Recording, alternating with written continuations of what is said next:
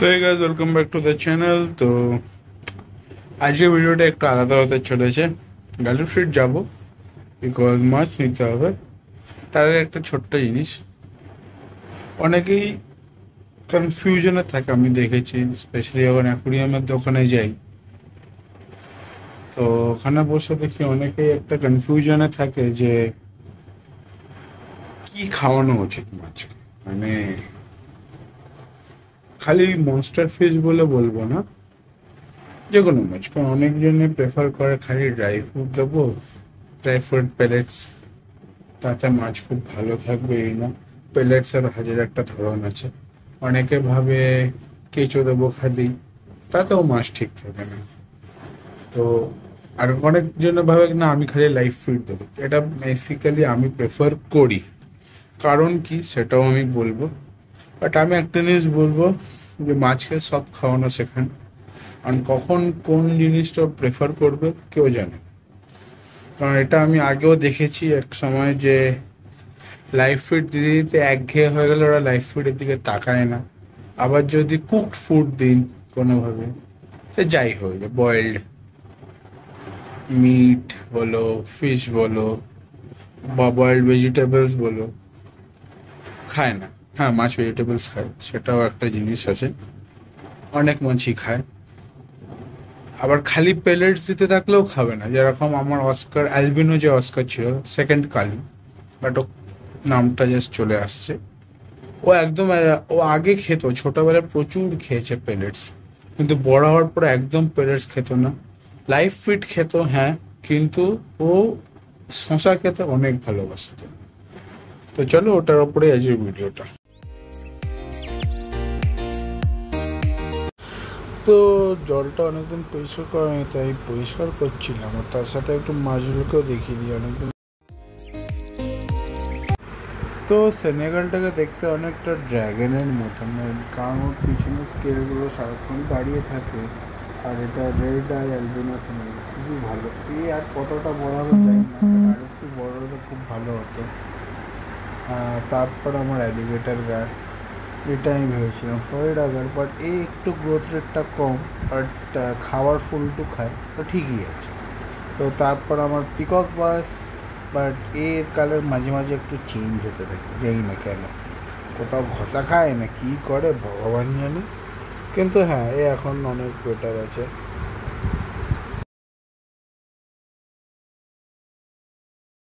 যাচ্ছি গাড়ি ফিট,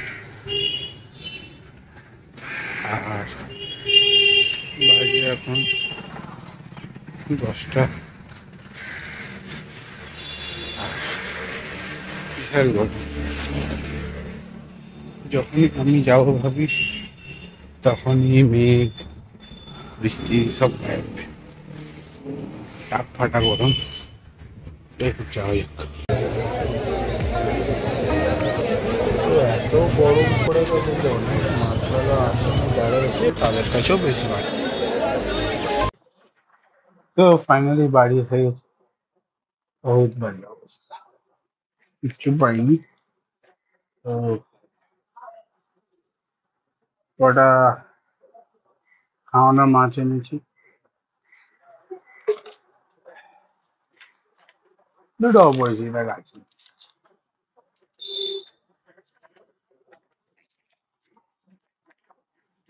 তো বন্ধু বলেছে তার জন্য। জলগুলো গরম হয়, ঠান্ডা উঠতে হবে।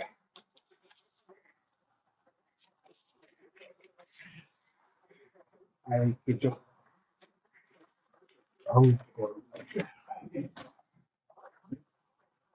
মাছগুলো একটু অ্যাক্লিমেট করে নি, তারপর ছাড়বো।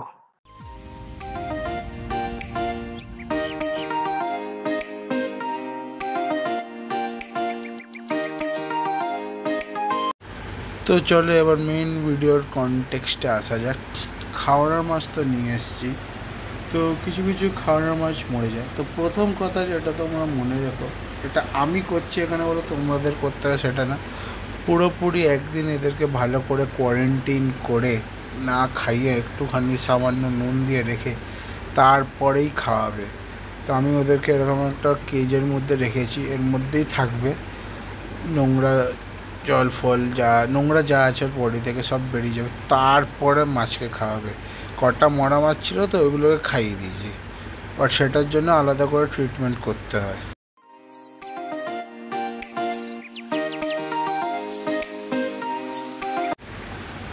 তো লাইভ ফিড এখন দিচ্ছে এদেরকে আমি, মানে কোনো মনস্টার ফিশকেই খালি ফুড প্যালেটস বা অন্য কিছুতে রাখা ঠিক নয়, কারণ এদের ন্যাচারাল ডায়েটই হচ্ছে অন্য মাছ বা অন্য কোনো মিট সোর্স, যেখান থেকে ওরা প্রোটিন পায় আর বাকি সব মিনারেলস এন্ড অল পায়, যেটা ওদের কালারিং আর বডি স্ট্রাকচারের জন্য খুব দরকার, না হলে ওটা ক্ষতিকারক হয়ে যায়।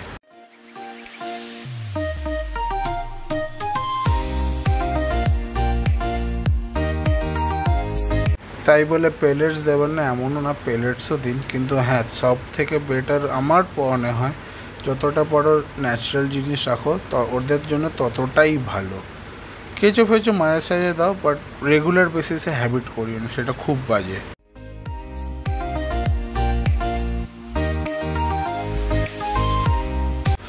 তো লাইভ ফিড দিলে কী কী জিনিস ভালো হয়, তো মাছ যেরকম ন্যাচারাল এনভায়রনমেন্টে খাওয়া দাওয়া করে সেরকমই খাওয়া দাওয়া করছে, বাট এর মধ্যে অনেক মাছই ক্যাপটিভ ব্রেড, তো ওদের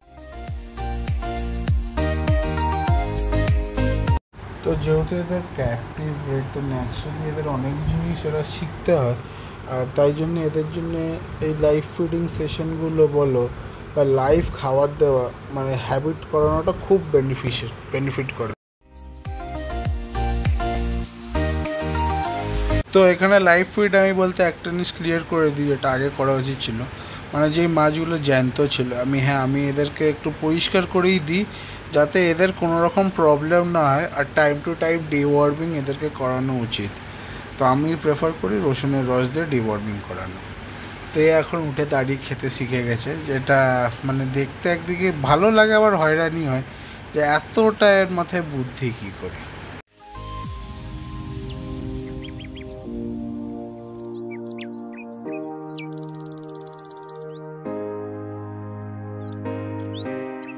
তো যখন পুচকুটা খায় তখন ওই বড়োটাকে সরিয়ে নিতে, কারণ ওর মুখ থেকে খাবারটা টেনে নেয়। তো আমি ওকে ধরে একটু নিচে ছেড়ে দিই যাতে নিচে ঘোরাঘুরি করে, আর ততক্ষণে ওর ছুটকুটা খেয়ে নেয়।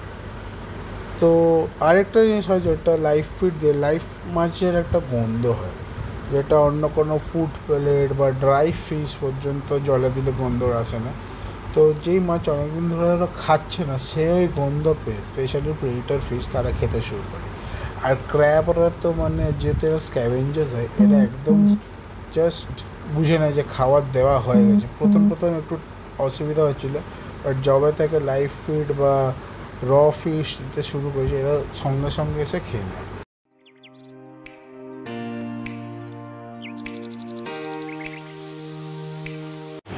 সো ভিডিওটা কেমন লাগলো বলো, লাইক করো, শেয়ার করো, সাবস্ক্রাইব করো।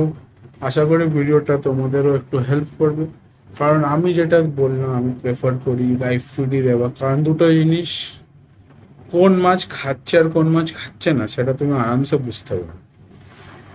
যদি না আমার মতন দুটো ক্যাটফিশ থাকে, দুটোই পাগল, সেটা আলাদা ব্যাপার হয়ে যায়। কিন্তু লাইভ ফিশ থাকলে কি মাছ নিজের অনুযায়ী খেয়ে নেয়, ঠিক আছে আমি দুটো খাবো, পেট ভরে গেছে, আমি খাবো না। আর যদি তুমি হ্যান্ড ফিড করতে থাকো, এখানে একটা প্রবলেম, মাছের টেন্ডেন্সি হয়ে যায়, যেটা আমি জেনারেলি দেখেছি আর আমি দেখে আসছি এতদিন, তো কোথাও না কোথাও ওরা হয়তো ভাবে যে আজকের পরে যদি খাবার না দেয়, আর ওদের হ্যাবিট হয়ে যায় তোমার হাত থেকেই খাবে। ওটা সব থেকে বাজে হ্যাবিট, যারা ঘুরতে যায় তাদের জন্য তো খুবই বাজে। মানে তার আগের কয়েকদিন খালি খাইয়ে যাও, যাওয়ার একদিন আগে জল পরিষ্কার করে যাও, যাতে ফিল্টার চললে জল বেশি নোংরা না হয়। ওটা একটা খুব সমস্যা, খুবই সমস্যা ওটা, ওটা আমি ফেস করেছি। তাই জন্য আমি এখন কি করি, আমি খাবারটা চিমটা দিয়ে খাওয়ানোর চেষ্টা করি ম্যাক্সিমাম টাইম, যাতে যেই খাওয়া ওরা খেয়ে নেয়। প্লাস খালি মনস্টার ট্যাঙ্কে আমি কোনো পেলেটস দিই না, বাকি সব জিনিসে মানে টার্টেলদের বলো ওরা তো খায় পেলেটস, এমনকি যে ক্র্যাবগুলো আছে ওদেরকেও আমি টার্টেল পেলেটের হ্যাবিট করিয়েছি। প্লাস যে বাকি মাঝে তারা তো পেলেটসই খায়, সেটা নিয়ে ঝামেলা, কিন্তু হ্যাঁ মাঝে মাঝে ওদেরকেও আমি মাছ ফাছ ছেড়ে দিই, ওরা খেয়ে নেয়। তো কি প্রোটিন ডায়েট আর বাকি সব ওদের ব্যালেন্স থাকে। তো চলো, ভিডিওটা কেমন লাগলো লাইক করে শেয়ার করে সাবস্ক্রাইব করো, আর 500 সাবস্ক্রাইবার করিয়ে দিও 2025-এর শেষের মধ্যে। তো টাটা, দেখা হবে নতুন ব্লগে।